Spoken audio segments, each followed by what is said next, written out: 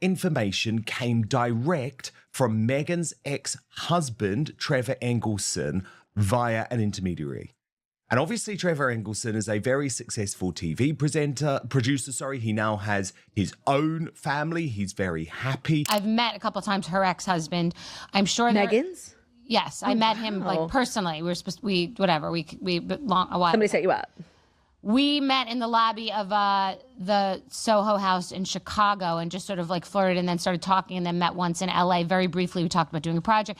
He said his ex was a woman from a show called Suits. I didn't know what the show was. I didn't know the woman. Months later, I see pictures in Us Weekly of Harry's dating someone, and I text him to be like, is this your ex? And he's like, yup. And I'm like, I go, you think she's going to close? And he's like, oh, she'll close. And I don't want to get into more about that, but he was like, she'll close. So he's moved on. He has put Meghan behind him. He probably is not interested in people bringing up his past relationship. He has 3 children now with his new...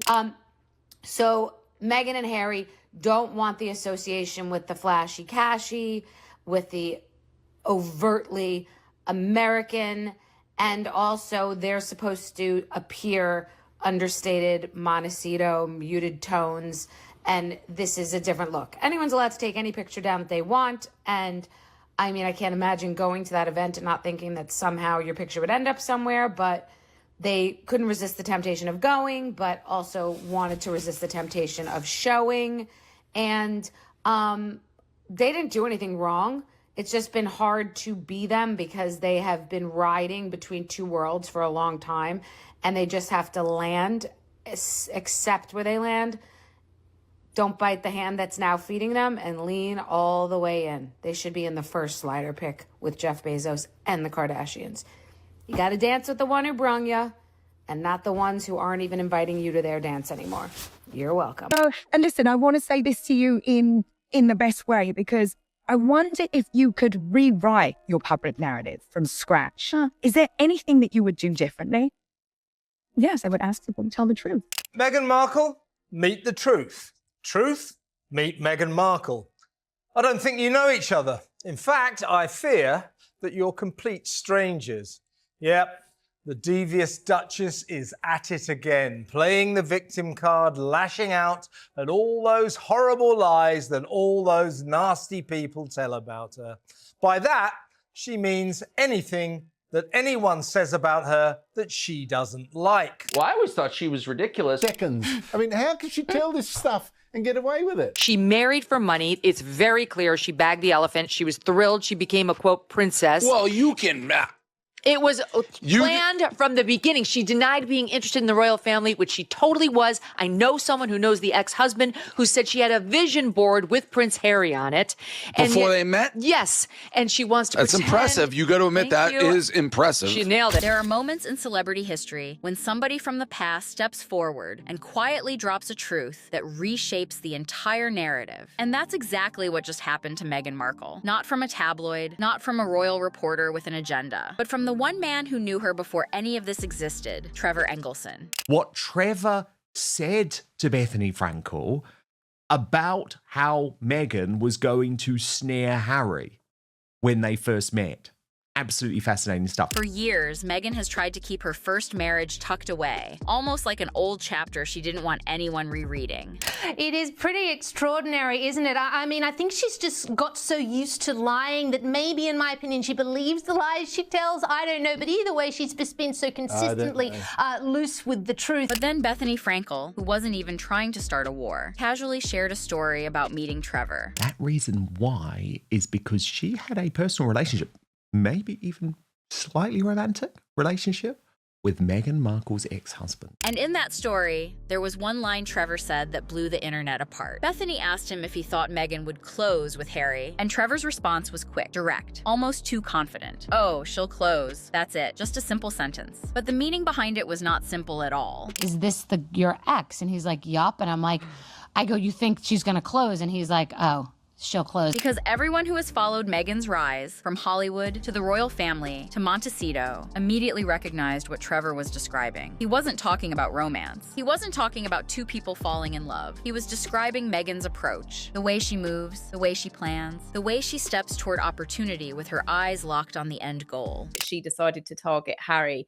at some point. But yes, it is targeting, it is closing a deal. And the public understood instantly why that one line mattered. It sounded like someone who had seen her do it before. Suddenly, the patterns people have questioned for years didn't look like gossip anymore. They looked like a blueprint Trevor had watched up close during their marriage. Trevor, who obviously had to deal with that, had to deal with the ring being returned by post. And you're so right. It's like, she'll close. It was absolutely like talking about a deal, and he knew that she would. But what made this moment even more explosive is the timing. Because this wasn't just a random anecdote being shared. This came out right after Meghan embarrassed herself at Kris Jenner's birthday party, a night she thought would boost her Hollywood status. Instead, the photos that leaked made her look uncomfortable, overshadowed, and completely out of place. Where Harry is looking at Kris. If you look closely, okay. His eyes. Do you see where they are? On her boobs. And he looks wasted. Wasted. And Meghan, that's your prize, okay? That's your due. Your prince of the blood. He's ogling a 70-year-old woman. And before the internet could even decide what was wrong with the images, they disappeared. Not by accident. Hollywood knows exactly what it means when something gets wiped clean that fast. Oh my God, I can't even. These two, Meghan and Harry, are the worst. So imagine Meghan, already panicking over the party fallout, 90.023. And then suddenly Trevor's old comment resurfaces, thanks to someone she never expected to talk. 2 hits, back to back, one from the present, one from the past, and both pointing at the same uncomfortable truth. With Meghan, things don't just happen. They are created, built, calculated. She created a spider web, as far as I'm concerned. Because older Americans have seen people like this before. People who reinvent themselves quickly. People who burn through friendships. People who always seem to have a bigger plan than they admit. You're in America now, and we don't give a shit about you. You're not our fucking prince. You'll never be king. We hate your wife. Stay at home in your $29 million mansion. Trevor's line didn't expose a secret. It exposed a pattern. A pattern Meghan has been trying to hide behind charity speeches, carefully curated photos, an endless talk of authenticity. And for the first time in a long time, that carefully polished image cracked. I just think that their deeply unpleasant personalities obviously come through very quickly. But I think Harry seems to be more liked than Meghan, really. But yes, it never ends well with any of their friendships. They can't keep hold of anyone for very long, but they're always the victims. Bethany Frankel wasn't trying to expose her. She wasn't angry. She wasn't bitter. She was just telling a story. But the casual way she said it, the tone, the shrug, the complete lack of shock made it clear she had seen through Meghan years ago. And if Bethany saw it, what about everyone else? What about Hollywood? What about Meghan's old friends? What about Harry himself? That's where this story shifts. Narcissist who cannot get enough of herself while she simultaneously plays the victim. My castle is too small. The queen is mean to me. They won't let me call myself Her Royal Highness anymore, but I'm going to put it all over my stationery and on the gifts that I give to my friends, while she never stops whining. And at the same time, I'm getting all worked up. I'm a found. Because Meghan didn't just lose control of a photo. She lost control of the one thing she needs to survive in Hollywood. The story about who she is. And Trevor's comment didn't just open a door. It ripped it off the hinges. They want us to believe constantly that there's something they're not. The strange thing about the Kris Jenner party is that Meghan walked in thinking it was going to be her comeback moment. After months of awkward headlines, failed projects, and fading buzz, this party was supposed to be the reset. The night she reminded Hollywood she still mattered. A room full of billionaires, megastars, power players, everything she once dreamed of. But from the second she arrived, something felt off. She's ever wanted is to be invited to these big, superficial, Hollywood-style parties that she's going to now. People talk in Hollywood, even when they pretend they don't. And if you listen closely, you hear the small details that reveal everything. One guest said Meghan seemed tense from the moment she stepped inside. Not angry, just too aware of every camera, every angle, every stare. Like she was performing a role instead of enjoying the night. And then there were the photos. At events like this, pictures fly everywhere. Nobody controls anything. Everyone knows that. They had hired like the best paparazzi in the business to take photos of all the guests coming in. Yes, This is how we got our favorite platonic couple, Oprah and Gail, together, right? But when the images of Meghan and Harry hit the internet, the reaction wasn't what she expected. Instead of seeing glamour and confidence, people noticed something else. Meghan looked uncomfortable. Harry looked lost. And the Kardashians looked like, well, the Kardashians, relaxed, confident, completely in their element. The contrast was painful. Hollywood isn't cruel, but it is honest. Those photos made it clear Meghan wasn't the star of that room. She wasn't even the new exciting guest. She was just there. And in a town that survives on relevance, being just there is the worst position you can be in. It's just been hard to be them because they have been riding between two worlds for a long time, and they just have to land, accept where they land. But the real disaster came a few hours later. The photos vanished, just gone, deleted quietly. No explanation, no acknowledgement. And the internet exploded with the one question Meghan never wants to hear. Why are you hiding? Because here's the truth. Everyone in Hollywood knows. She will find a way to bounce past him to some other taker who might actually just love the guy. She will take her royal kids, who can still go by prince and princess, and find the billionaire. If you look confident, you don't erase things. If you feel secure, you don't edit history. If you belong in the room, you don't panic over a picture. But Meghan panicked. Meghan and Harry don't want the association with the flashy cashy, with the overtly American, and also they're supposed to appear understated, Montecito, muted tones, and this is a different look. Anyone's allowed to take any picture down that they want. That's when Bethany Frankel's revelation about Trevor hit the internet. The exact moment Meghan was still trying to put out the fire from that party. Suddenly, people started connecting dots she didn't want connected. Trevor's comment made her party meltdown look less like insecurity and more like strategy falling apart. Because here's what people noticed immediately. This wasn't the first time Meghan tried to erase something she didn't like. This was a pattern. The other person that we're debating later on the show who has an issue with the truth, and in particular in espousing truthful statements, is Meghan Markle. The erased wedding photos with her first husband, the vanished college friends, the old interviews that don't match her new persona, the sudden breaks with people once close to her, the obsessive need to control every camera she stands in front of. Hollywood has seen that behavior before, and not from its most stable characters. Meghan Markle is one of the most ruthless social climbers I've ever met in my entire life. And anyone who thinks she wants to get out of the fame element of all this is living in cloud cuckoo land. What she wants to do is now be a global superstar, riding off the stratospheric fame that she's acquired by marrying a member of the British royal family. And when you combine the deletion drama with Trevor's she'll close revelation, something shifted in the public perception. People stopped seeing Meghan as a victim of bad luck and started seeing someone who simply cannot handle losing control. Don't really care about all of this flash and cash, and then hang out with the flash and cash. And the worst part? This party wasn't just socially embarrassing. It reminded everyone how fragile Meghan's Hollywood status really is. Because what Bethany said afterwards stung even more. Meghan used to be connected to the Clooneys, the Beckhams, the Obamas, but somehow those relationships quietly faded. I look at Meghan Markle and I'm like, this is a bad idea. Why? How did you fall for that? This chick's from LA. She's a failed actress. She's clearly acting out of bad intent. She wants to destroy things she didn't build.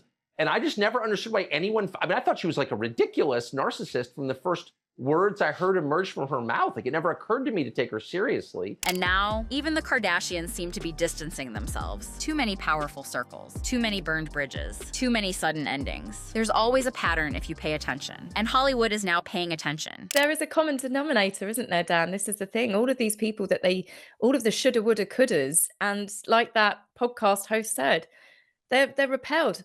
Everybody seems to be repelled by them. But the meltdown didn't just damage Meghan's social life. It triggered something far more dangerous. Something happening across the ocean. Behind palace walls, in quiet conversations that Meghan has no control over. Trying to put 50 pounds of shit in a five-pound bag.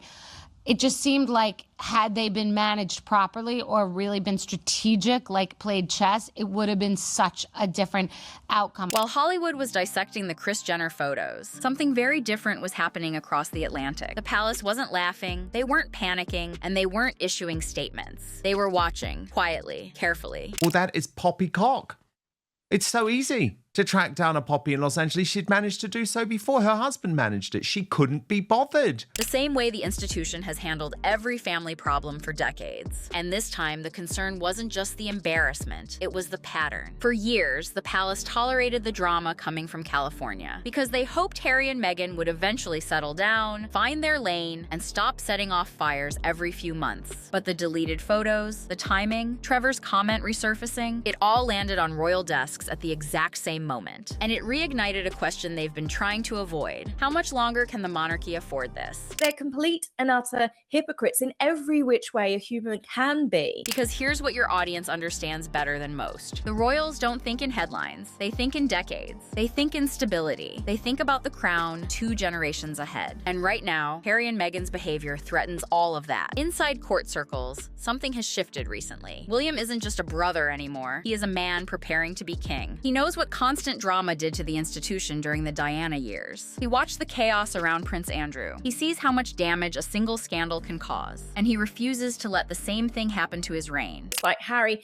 preaching to people about where they should fly and they should only stay in sort of like eco-conscious places, and they use private jets and have motorcades of security fleets of vehicles following them everywhere. So when Meghan's meltdown went viral and Trevor's comment made it look like she had targeted Harry from the beginning, the royal family didn't treat it as gossip. They treated it as confirmation. Confirmation that Meghan's influence over Harry isn't fading. Confirmation that the instability won't end on its own. Confirmation that every new crisis ties back to the titles she still uses. And yes, they talked about that. Have you been hanging out with Meghan and Harry since No. they've been in California? No, I don't know them.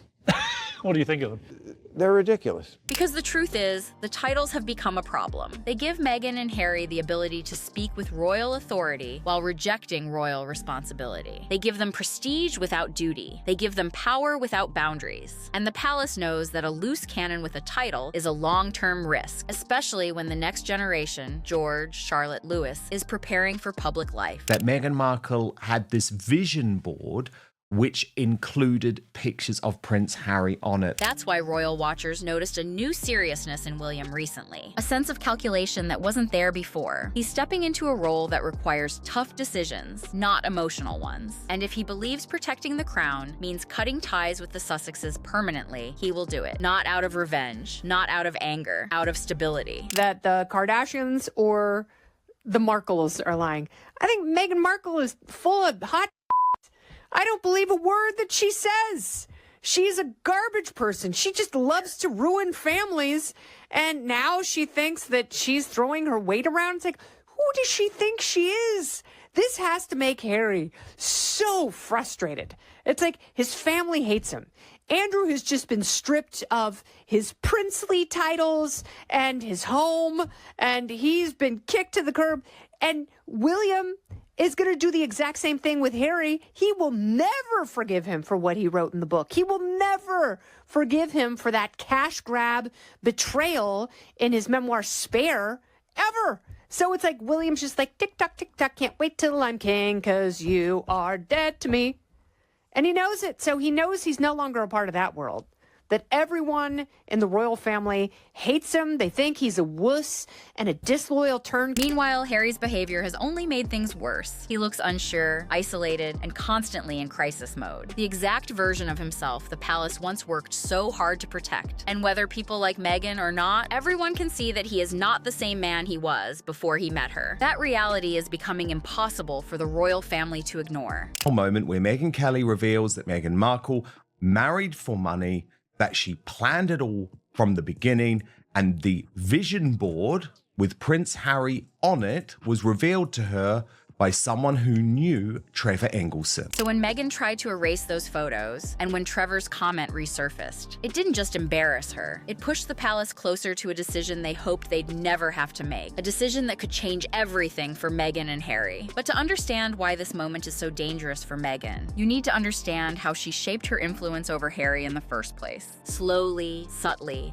and without anyone realizing it until it was too late. She's a garbage person. She just loves to ruin families. families. If you really want to understand why Trevor's comment hit so hard, you have to look at what happened to Harry after he met Meghan. Not the public version, but the gradual shift that people close to him noticed long before the world did. Because Meghan didn't take control of Harry's life with some dramatic takeover. It wasn't a sudden transformation. It was slow, subtle, almost invisible if you weren't paying attention. And the people who knew Harry best, they noticed it first. She intentionally targets the royal family time and time again, and everything she does has a motive behind it. When Meghan came into his life, Harry was at a fragile point. He was still dealing with the wounds he never properly addressed, the loss of his mother, the breakdown of his relationship with William, the resentment toward the press, the feeling that he'd never truly fit inside the royal structure. He was angry, lost, and looking for someone who understood that. Meghan stepped into that space with precision. She didn't challenge Harry's anger. She validated it. She didn't push him to reconnect. She encouraged distance. She didn't calm the fire. She stirred it in the direction that benefited her. Was talk about Meghan the day before her Oprah interview. It was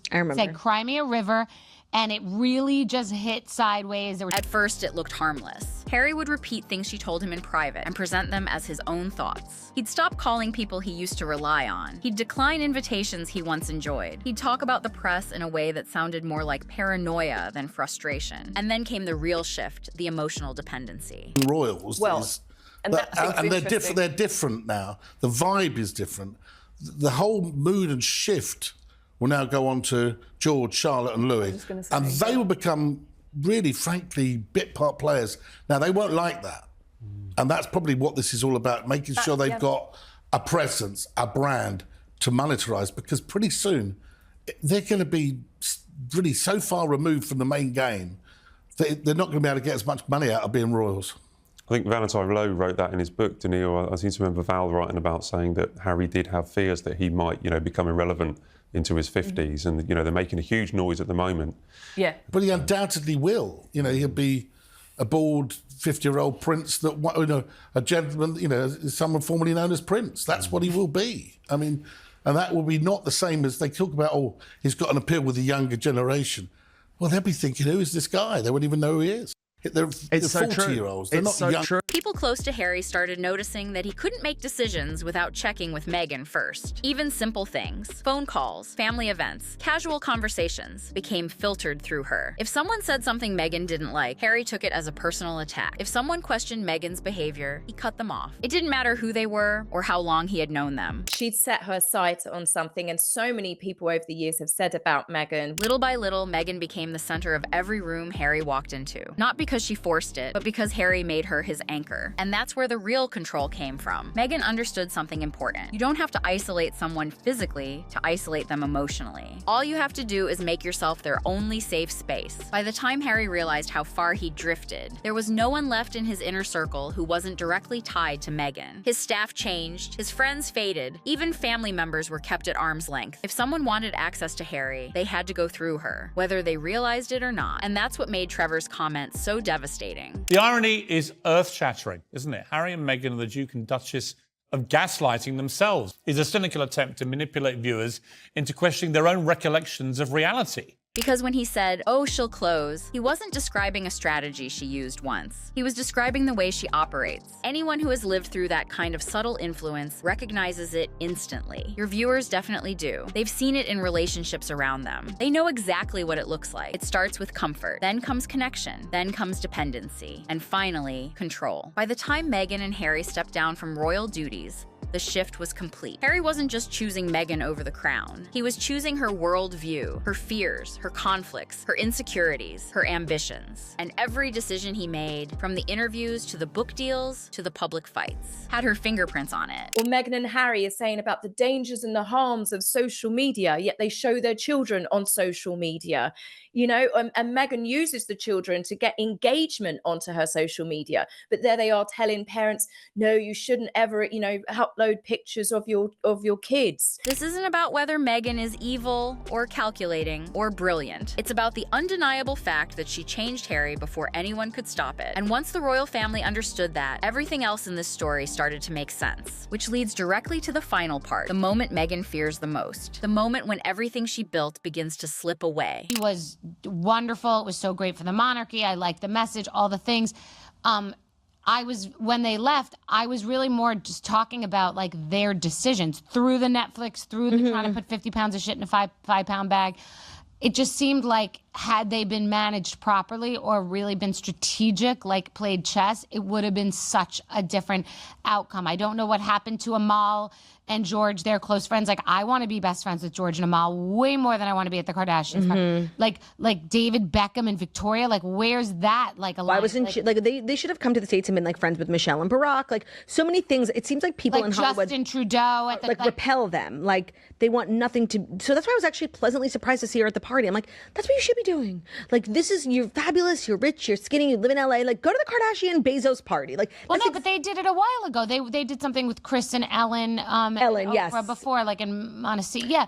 This is the life I like wanted for her. By the time Trevor Engelson's story finally hit the public, Meghan was already balancing too many fires at once. The Kris Jenner photos, the Hollywood circles drifting away, the royal titles hanging by a thread. And now this, an ex-husband with nothing to lose, quietly confirming what people suspected for years. Not with anger, not with bitterness, just with a calm, almost bored honesty. Oh, she'll close. That's what broke the spell. She'll close the deal because obviously even he could see that with Meghan, this was the deal of her life. Because it was the first time the world heard someone from Meghan's past pull back the curtain without drama, without insults, without a vendetta. Trevor wasn't attacking her. He wasn't looking for fame. He wasn't writing a book. He simply said what he had seen, what he had lived, what he had learned the hard way. And that's exactly why it hit Harry harder than anyone else. You can ignore tabloids. You can ignore critics. You can ignore royal commentators. But you can't ignore an ex who predicted the entire relationship before it even happened. We're gonna have to talk about the Kris Jenner party too. Okay, well, I want to know your thoughts on Meghan and Harry not only being there, but then asking for the photos of them to be deleted. Okay, that's so funny that you said asking.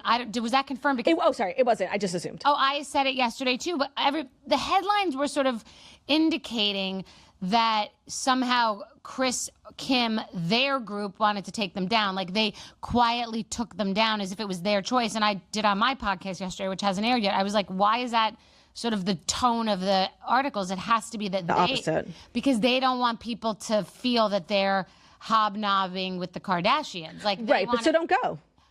It's just, listen, this has been the number one hot thing I ever did in social media that didn't need to be done for what happened was talk about Meghan the day before her Oprah interview. Like, it was said, Cry Me a River.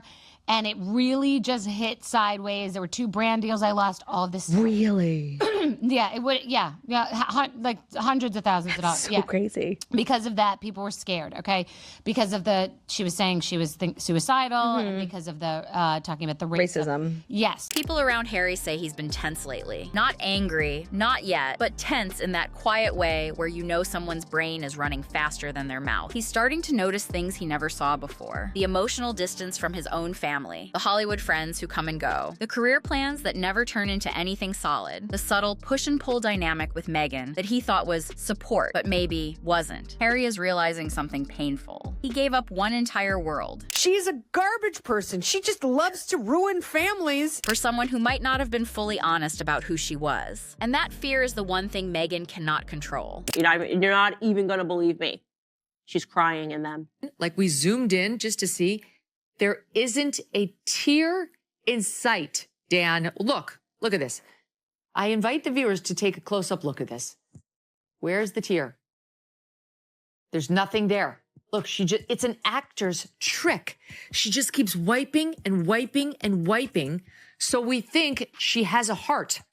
I know, shocking. She's never once played a victim, but she is going to cry, and you will like her, and you will see her as a victim, no matter how many dollars it takes, that she is victimized by being a princess. Because Meghan is someone who knows how to manage a narrative. She's been doing it her whole life, reinventing, repositioning, rebranding. But she cannot control how Harry feels when the house gets quiet at night. She cannot control his private thoughts. She cannot control what happens when doubt finally slips through the cracks. And lately, those cracks are showing. Hollywood insiders have started pointing out how much older Harry suddenly looks. Not in a superficial way, in a tired way, a carrying too much weight way. The kind of weight that builds when you've been fighting battles that aren't really yours. The battles Meghan chose, the resentment Meghan fed, the worlds Meghan couldn't blend together no matter how hard she tried. For her to, I'm of the belief that she asked them to take the photos down for whatever reason. Well, no, it's not whatever reason. It's basically you can't ride two horses at the same time. So you can't like be all about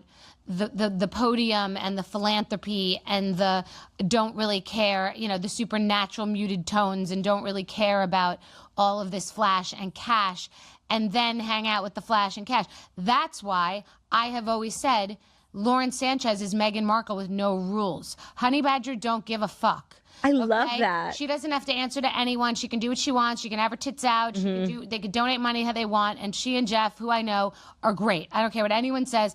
They're great. They're doing what they want. They're allowed to hang out with anybody they want. Okay. And I've known her for years, since like she first met Patrick, who I knew, her ex-husband. Okay. So I've known her for years and talked about her. Meghan is trying to be so many different things. And I just don't think that she herself is fully aware of who she is, so you can't be I can be authentic, exactly who I am, piss people off, don't piss them off. I know where I stand and I make mistakes, I'll come back to the line. But like, it's very difficult to be front and center at the Kardashian 70th party and then also be many of the things that she wants to be. Yeah, and maybe she is both those things, but it's hard for the audience to digest that. Meanwhile, the palace has gone silent. That is never a good sign. Silence means they're done warning, done negotiating, done entertaining the chaos. It means the next move is already decided, and Meghan knows it. She knows the titles are slipping. She knows Hollywood isn't buying the fairy tale anymore. She knows people are starting to believe Trevor's version of her more than her own, because his version sounds human. Hers often sounds like performance. So now she's scrambling, shifting her image, shifting her alliances, shifting her tone. Not because she wants to grow, but because she wants to survive. Well, a new Royals book has continued to paint a not-so-kind picture of the Duke and Duchess of Sussex. Valentine Lowe, who has reported on the royal family for over 25 years, has written the book Courtiers, The Hidden Power Behind the Crown, revealing very interesting information.